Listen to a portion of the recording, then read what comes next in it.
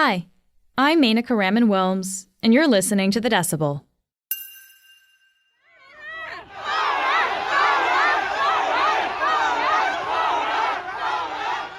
That's the sound of protesters in Shanghai on Sunday.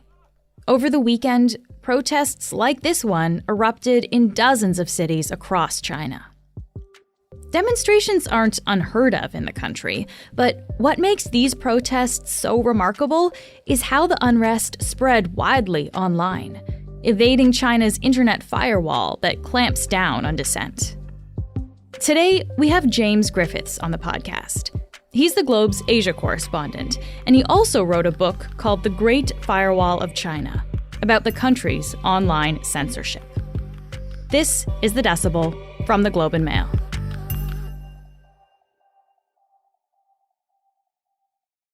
James, thanks so much for joining us on the show again. Thanks for having me. I know we just talked to you last week, and we are talking to you still from Qatar. I believe you're in the media center there, is that right? Yeah, so people might hear some noise around me, but unfortunately this is the quietest place I could find to record. Fair enough, no problem.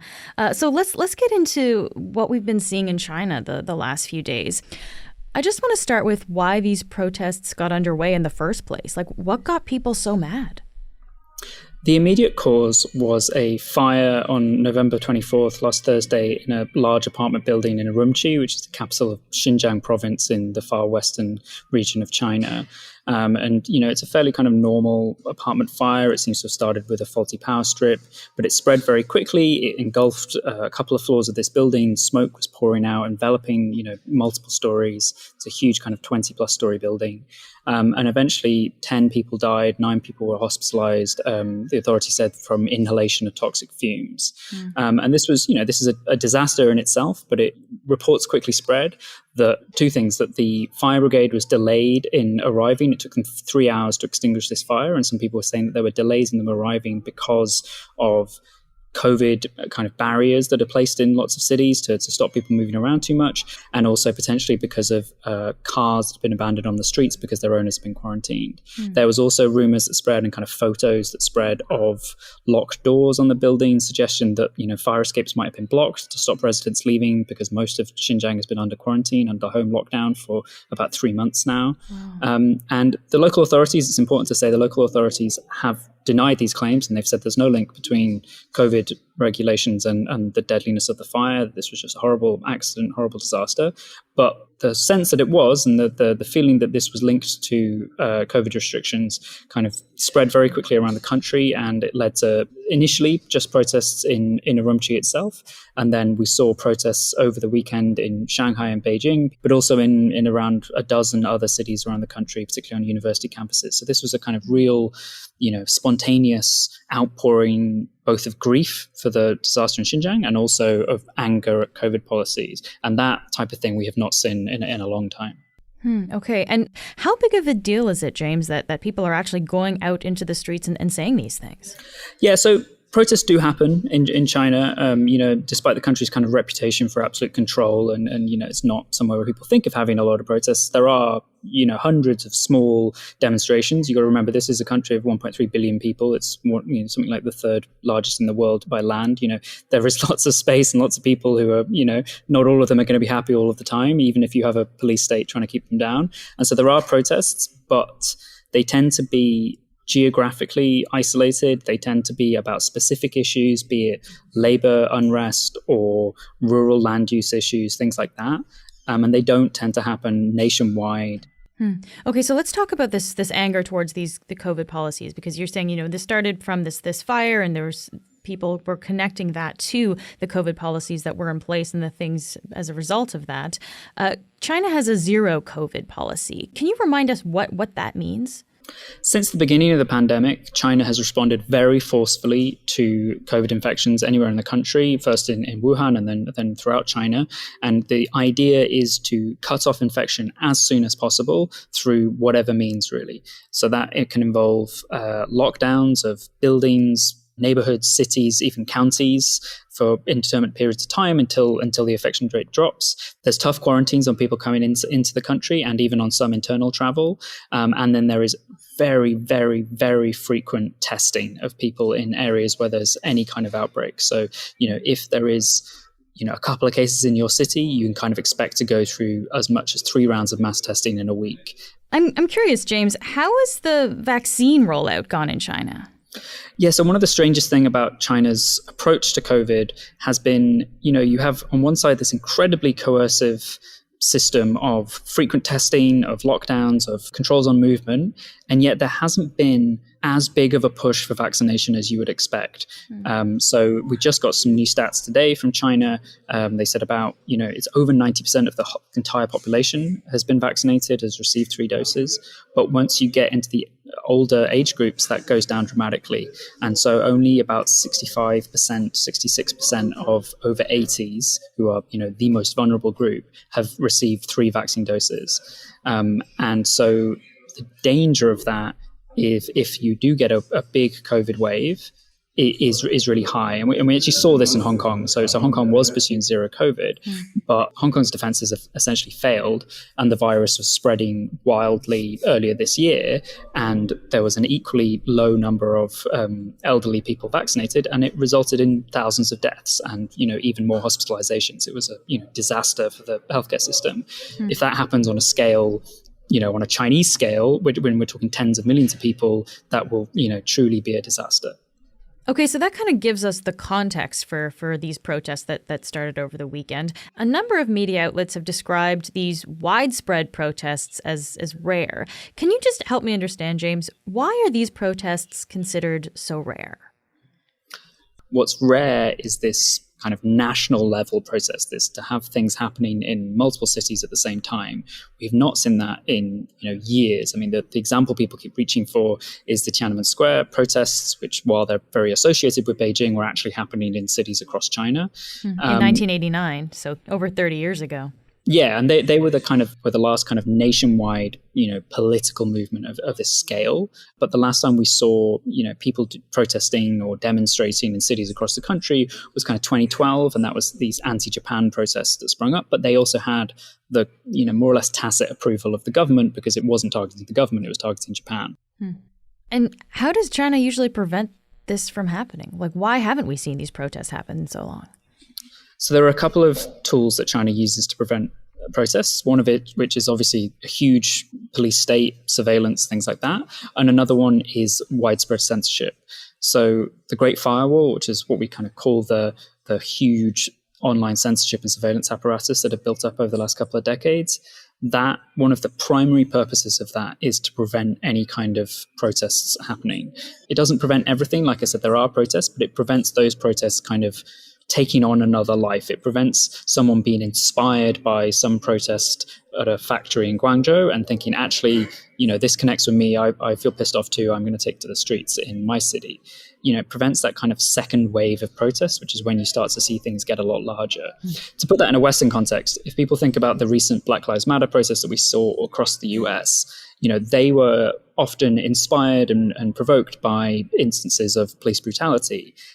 So you had something happen and people would then learn about it, they'd feel aggrieved, and they'd want to go out and protest. In China, these instances still happen, even the small kind of local protests still happen, but the censorship kicks in to prevent that kind of evolution from the initial anger into any kind of nationwide movement. But the interesting thing with these COVID protests is that because COVID affects everyone equally, and it, is essentially cuts across class, cuts across geography in China, you already have this kind of unifying anger or frustration that people can tap into instantly. So when people saw the news of the Urumqi fire, it kind of tapped into this pre-existing frustration and anger that a lot of people already felt with COVID restrictions. And, I think that's what helped prompt all these spontaneous demonstrations that you saw in cities across the country, that there was no need for organizing. There was no need for kind of people to post and say, let's go out and protest. People kind of felt instinctively that they wanted to go and both mourn the people in Urumqi and also, vent their anger. And so that almost bypassed these systems that are in place to prevent just this, because you can't censor calls to protest if no one's making a call to protest. You can't, surveil people trying to organize this stuff if no one has to organize it. And so I think it really showed a bit of a loophole and a weakness in the Great Firewall in this regard. We'll be back in a moment.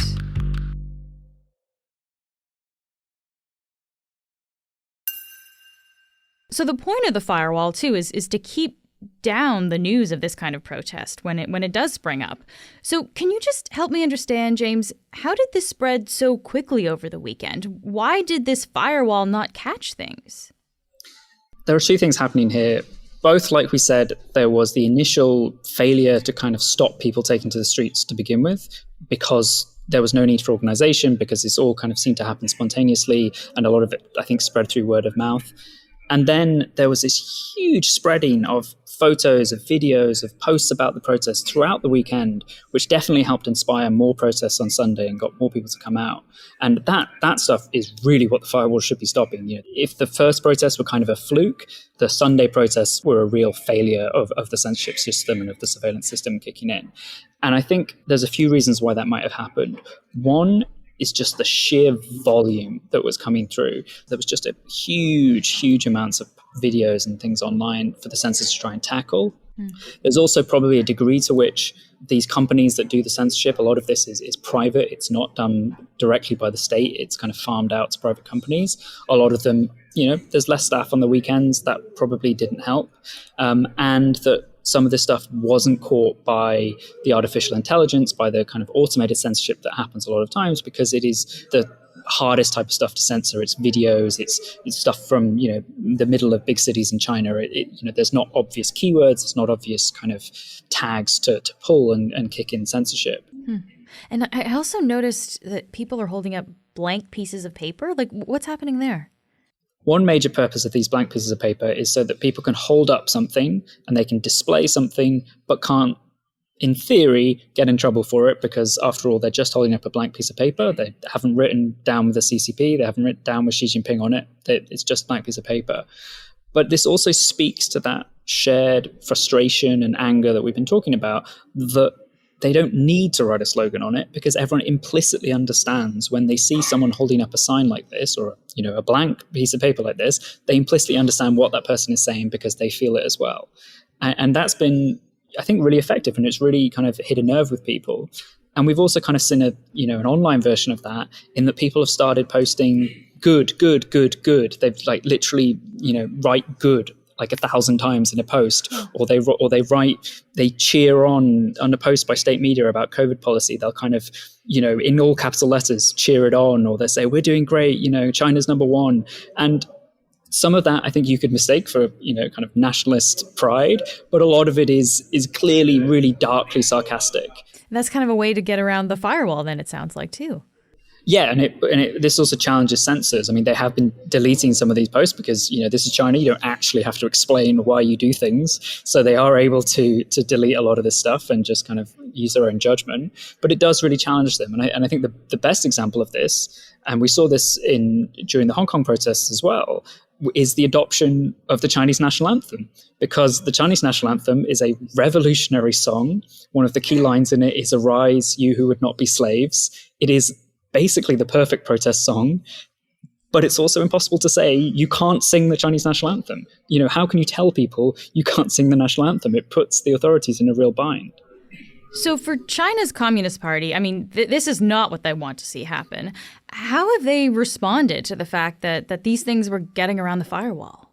So as well as throwing hundreds of police officers out onto the street and, throwing numbers at the problem, they've also done that from a censorship perspective. There's been a clear ramping up of censorship in the last couple of days, and just mass deletion of content that's been posted over the weekend. So some of the sites were filtering stuff. They were tracking down protest videos or photos from the protest and deleting them. And then some of the smaller sites that maybe don't have the resources to do that were just mass deleting. So like everything posted within the last 24 hours got deleted.